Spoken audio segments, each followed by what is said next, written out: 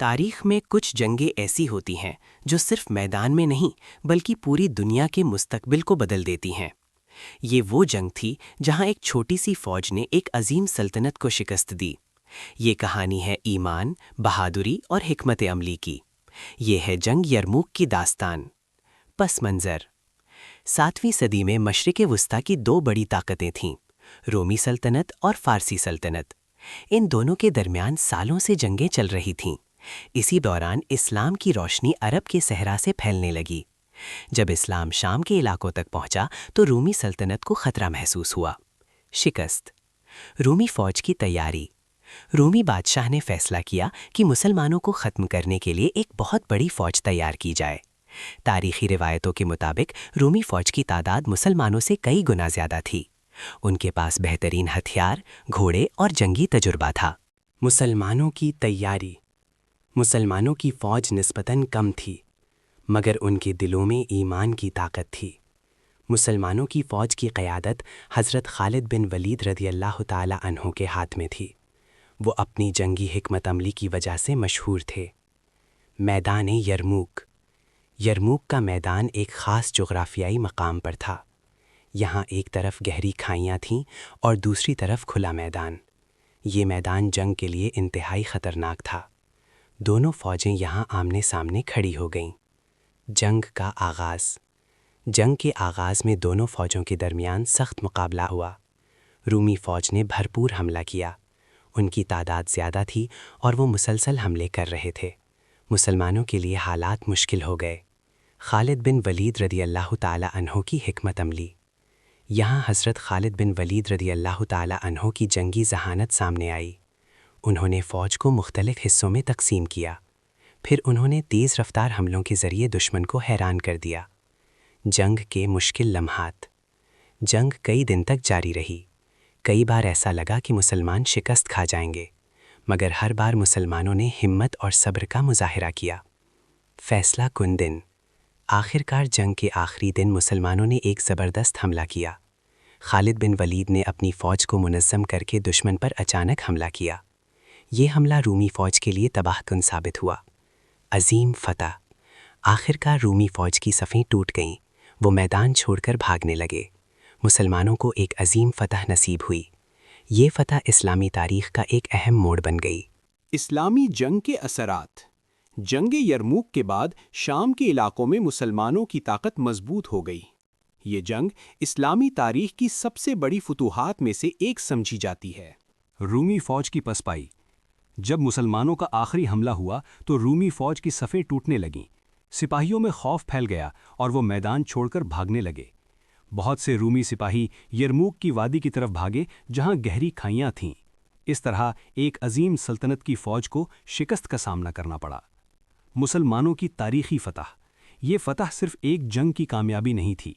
اس کے بعد شام کے بڑے بڑے شہر مسلمانوں کے لیے کھل گئے۔ مسلمانوں کی بہادری اور نظم و ضبط نے سب کو حیران کر دیا۔ اس فتح نے اسلامی تاریخ کا رخ بدل دیا۔ خالد بن ولید کی قیادت: اس جنگ میں سب سے بڑا کردار عظیم سپہ سالار خالد بن ولید کی قیادت کا تھا۔ ان کی حکمت عملی نے دشمن کی بڑی فوج کو شکست دی۔ اسی وجہ سے تاریخ میں انہیں دنیا کے عظیم ترین جرنیلوں میں شمار کیا جاتا ہے۔ فتح کے اثرات: جنگ کے بعد مسلمانوں نے شام کے علاقوں میں امن قائم کیا۔ بہت سے لوگ مسلمانوں کے اخلاق اور انصاف سے متاثر ہوئے۔ کئی علاقوں میں لوگوں نے خود مسلمانوں کے ساتھ امن کے معاہدے کیے۔ تاریخ کا اہم موڑ: جنگ یرموک کو تاریخ کی سب سے اہم جنگوں میں شمار کیا جاتا ہے، کیونکہ اس کے بعد مشرق وسطیٰ کی سیاسی طاقت بدل گئی۔ اسلامی ریاست مزید مضبوط ہو گئی۔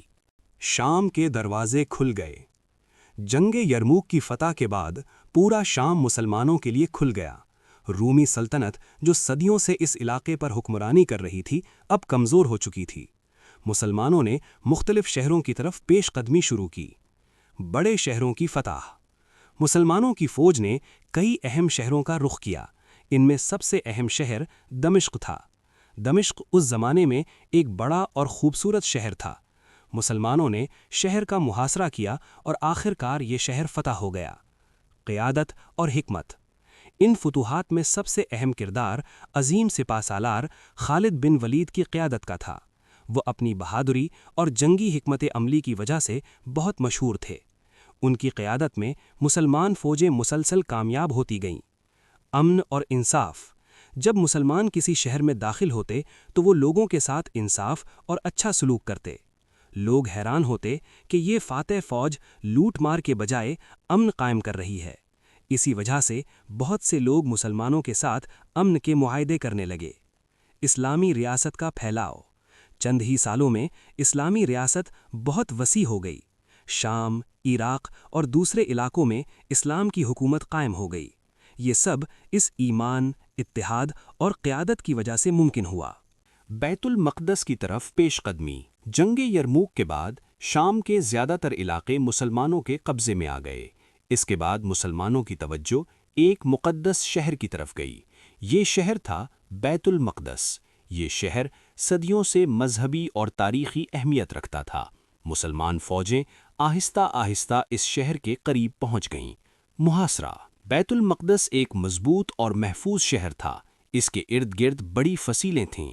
مسلمانوں نے شہر کا محاصرہ کیا، لیکن وہ چاہتے تھے کہ شہر بغیر خون ریزی کے فتح ہو جائے۔ اسی لیے مذاکرات شروع کیے گئے۔ خلیفہ کی آمد۔ شہر کے حکمرانوں نے شرط رکھی کہ وہ شہر صرف خلیفہ کے ہاتھ پر ہی حوالے کریں گے۔ چنانچہ مدینہ سے عظیم خلیفہ حضرت عمر بن خطاب خود بیت المقدس تشریف لائے۔ ان کی سادگی دیکھ کر لوگ حیران رہ گئے۔ امن کا معاہدہ۔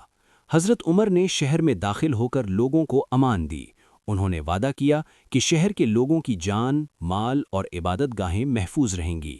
یہ معاہدہ تاریخ میں انصاف اور رواداری کی ایک عظیم مثال بن گیا۔ تاریخی لمحہ۔ اس طرح بیت المقدس مسلمانوں کے قبضے میں آ گیا۔ یہ فتح بغیر کسی بڑی جنگ کے حاصل ہوئی۔ یہ واقعہ اسلامی تاریخ کا ایک اہم اور یادگار لمحہ تھا۔